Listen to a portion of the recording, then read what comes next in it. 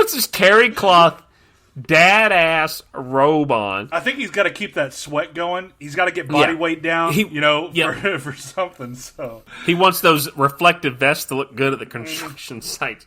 But he makes that phone call just like... Oh. This is an important phone call for him, which is weird because this seems to be the first time he's making this phone call in a while. And I think, leading to that... And going forward with this, with everything that we're talking about, not every scene, but what we talk about here with the movie, what's perfect about this movie is everything is constantly set in motion. Yes. Everything with the phone, who cares if he just sits down and makes that phone call? We get to the point. We get the backstory immediately with him, and we get, with Lo and everybody too. And it's just from the phone call, and then we get the great backstory, the 2-minute on the drive. That wraps up everything that could have been done that is wrongly done. Adult Adam watches that and goes, this is pretty, inefficient and maybe sloppy. Adult Adam watches that and thinks that, but a kid Adam loved it. I never questioned why he would. Maybe it's been 5 years. Don't know. Don't care. Give him a call. Yeah. You're feeling it. Yeah. You just finish your Kenpo. You're like, man, I'm really thinking about this dude after that session. Let me give him a call. See what he's up to. That made me think, if I watched an action movie and we hadn't talked in a while, and there was something that I really loved, fuck yeah, I'd give you a call, right then probably. And if it was something, and we just happened to see it in this film, and so. And he just happens to call on the night he gets hit up for money by the Korean mafia. Bad choice. Well, good choice to call him because he's good choice for Speakman, but good choice for Kim. Jeff Sanders calls him Jeff, and I think it's important to talk about it at least up to the end of the montages because Jeff's like, "Hey, what's going on, Kim?" Kim?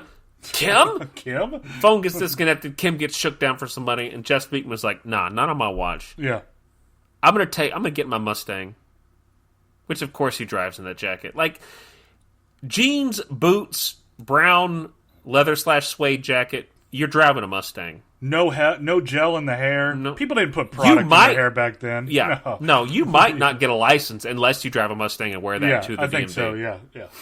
Because and then that whole drive, or just his entire childhood, is played out. It is in front of it. It is. And I loved every. I still love every second. Oh, baby, give it to me all the time. Rambunctious kid, can't control him. Send him to martial arts. Great. He does martial arts. Still not enough for his dad. He acts out. He protects his brother. Nope, not enough. Get out of here. Yeah. Oh, baby. And let's talk about that. Let's talk about... So trains on his bunk bed, too. I mean, that's one of the parts that I... With his brother, cool. I love that so much, man. God. We get... Basically, he goes to save his friend. He's like, something's up. I'm going to go... Which, I guess, could be a 5-minute drive. We don't know. We don't know. It's a long drive. LA's a big city. We don't know. LA, you're on the 105 or whatever it's called, and you're driving, and then he visualizes his childhood and everything that caused him. He has an overbearing cop dad, doesn't like his attitudes because his mom died, and he gets sent to this Kenpo master because Kim is like, hey, don't send him to boarding school. Let me talk to him. Which is what endears him to Kim, which I love. We get that backstory, so we care when Kim dies. Right. Thank you, directors. And then I think the scene that everyone wants to talk about, and everyone on this podcast wants to talk about, he's walking his teenage brother through the track and field after clearing a really good hurdle of it was a great pole vault. I guess. Yeah, great pole vault. Yeah. They let you know through the 90s symbol of a fist pump, yes! Yeah. I'd been working on that, dude, and you were here to see it. Yes! Yeah. And they're walking, and do you remember the dialogue of the football player? What did you say to the kid? Do you remember it at all? It's hey, Ferry, get off the field, or hey, something like that, and get off. Yeah. I remember it's basically the football player's like, hey, track and field, Ferries. Or something to that extent. Hey, track and field Ferries, get off the field. Yeah. Sort of thing like that. Yeah. And Jeff Speakman, his younger character's like, nah, I'm not going to say anything. I know how this works. I'm a dragon at this point. I'm a dragon. I'm not a tiger. Right. So he's walking, and the little brother, the little shit mouths off. Yeah. And he basically says, my brother's going to kick your ass. Yeah. And Jeff Beat was like, dude, come on. Easy. Come on, man. Yeah. And everything's fine. And this is the key to setting up a hero. Everything's fine until an asshole sets off a series of events. Whew. And does he ever? So you get... Man. He does. You get Bryce, Marcus's best friend Bryce, steps up to this little kid and backhands his ass. Backhands him, not just a straight no teachers anywhere in sight. Yeah. Until the kid almost gets killed because Jeff Speakman was like, you can't touch my brother, dude. And I love how they blow the whistle like it's a play at the end or something like that coming up to That's a great point, yeah. T, technical foul. I'm calling yellow card, red card. It's all bad because Jeff Speakman, as a young teenager, has almost killed this kid. Right. And knocked his face mask clean off. Yes. You think about the hit that it takes to knock off. You think about Dick Buttkiss like running through the line and just knocking folks' face mask. So this kid's roundhouse knocks this guy's face mask off to the point where everyone thinks he's dead. And is like, get an ambulance. Get an ambulance. Jeff Speakman is a weapon at this point. He's not the perfect weapon, but he is a weapon. He is a weapon. I think he becomes the perfect weapon at the end. Right. And he's in his track and field shorts, so he's ready. Like, he has all the flexibility he needs. Oh, yeah. He's not in jeans yet. No. He hasn't discovered jeans yet, I don't think, in a series. That's his school uniform. Yeah. And he beats this kid's ass, and that kid is perhaps paralyzed. We don't know. I would love to see the thought of him after that fight. Like, what the fuck just happened? Jeff Speakman. Maybe he could be at the croc bar that he goes to later. Just drinking. Yeah. So that's certainly a legendary scene. I would be interested if you watched Perfect Weapon and you're listening to this podcast. Tell us if you remember this scene and what your favorite parts about. Maybe we missed it. I think the roundhouse and those white athletic sneakers is just perfect when it crushes his helmet. Loved it. Loved the opening scene. Let's skip a few. What's a scene you wanted to touch on, Marcus? I mean, I think up until this point, of course, we have Kim, Tanaka killing Kim, and everything too. We move forward, but I think like the croc bar is another big one because I remember as a kid, we get to this point. Jeff has found out that he's trying to find somebody who has some answers. Well, actually, I'm sorry. Let's go back. Let's go back one scene to the dojo, and let's go back to the fight before the croc bar. Because to get the information to the croc bar. Exactly. Speakman, in the same outfit he wears, God knows how long this movie is supposed to take place in. Maybe a week? T-shirt, jeans, boots, jacket. Unless he's training, and then he takes off that shit, and then he's just bare chest. Yep. Just hairy American bare chest and jeans.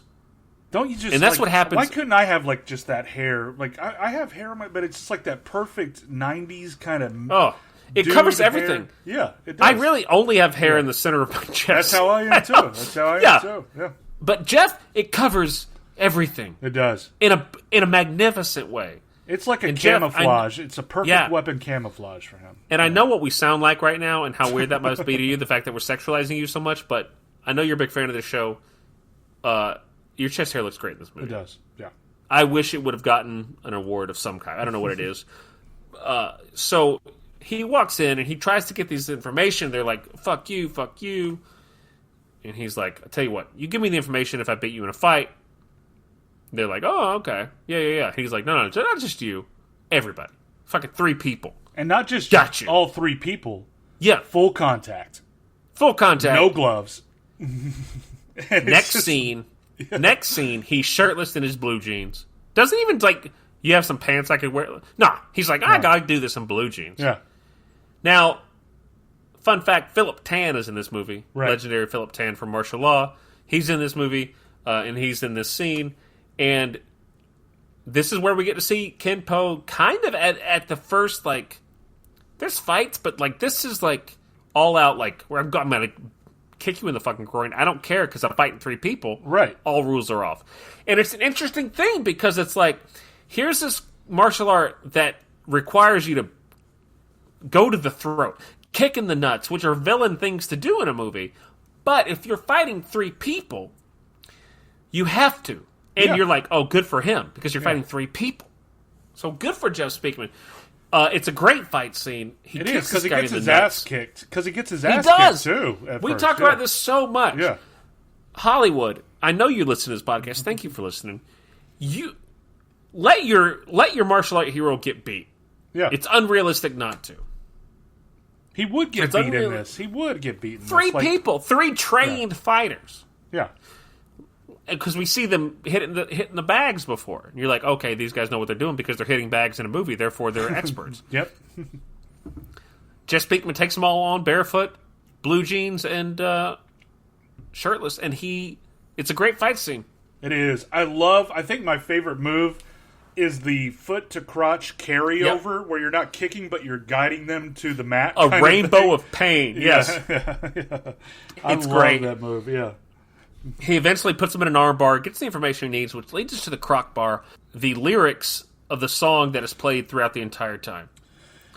I was singing, I can't believe I just forgot it, and please do it because I was singing this to Megan the whole rest of the night. I'm an animal. Jeff Speakman, in his single dad outfit, walks into this bar of this like hippest, I guess, Korean nightclub. Yeah. There's a green light throughout the entire thing, and the whole song, pretty much on repeat, is he's a dangerous, sexy animal on the prowl. Yeah.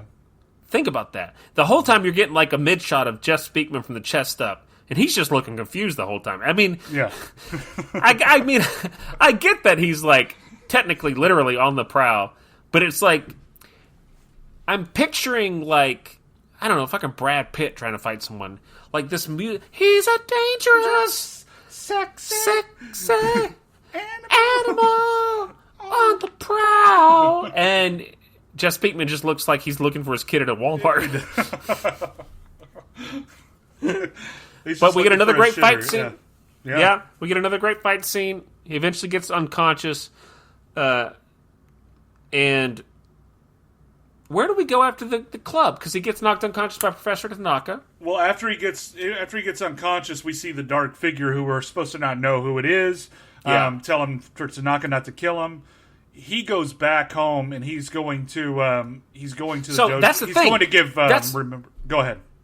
Well, I was saying that was a weird thing. Like I feel like normally in movies he would wake up in a chair and they're like, "Who are you? Sure. Why are you? They just why are you coming after us?" Yeah, yeah. They literally just toss him in an alley and he walks home. And I think maybe because he's an outsider, maybe it's because he's not really. I'm not sure. Yeah, why that happened like that, but. You would think, after you saw this guy fight, everybody, too, and what you've maybe heard about what he's done, and in some sense, I mean, there's no cell phone, so maybe word of mouth doesn't get around that fast, but you got to think that, I don't know, maybe you just thought that he wasn't a threat too much at that time, yeah, I guess. And the thing, and what happens in this movie, just sort of the overall plot, is that Jeff Speakman tries to find the killer of his best friend, and a crime boss comes up to him and he's like, I was really good friends with the guy and I kind of know who killed him. Turns out this crime boss is the one who ordered the hit and is getting him to kill off all of his other rivals. It's great plot. Move. I love this plot. Great move. Yeah. Why not? You have this guy who can do everything? Yeah, let him do your dirty work, man. And and you can't be tied back to you. Mm-hmm. And the movie does a great job, I gotta say, of not tipping their hat, if you're a virgin to this movie, to the idea that Han is a bad dude. Right. He really seemed, because you see him so many times trying to talk to Jeff Speakman, like, hey, I kind of knew this guy. And then everything blows up. But he seems like a legitimate guy trying to, I was a good friend, I just want to talk to you real quick. Right. But you never get to until he eventually manipulates him. Right. And I think, what works best, too, is especially, when he first tells Jeff of, getting into his limo, and he's like, look, I'm going to be honest with you. I'm one of the big guys here with the gangs, but I didn't kill him. And that's that's what you would do. That's a good thing. That's a good move. It wasn't me, but it's going to start war if I go kill these other people, one of my friends. Yeah. Yeah. So he eventually makes his way through a series of pieces of information. He works with his brother. He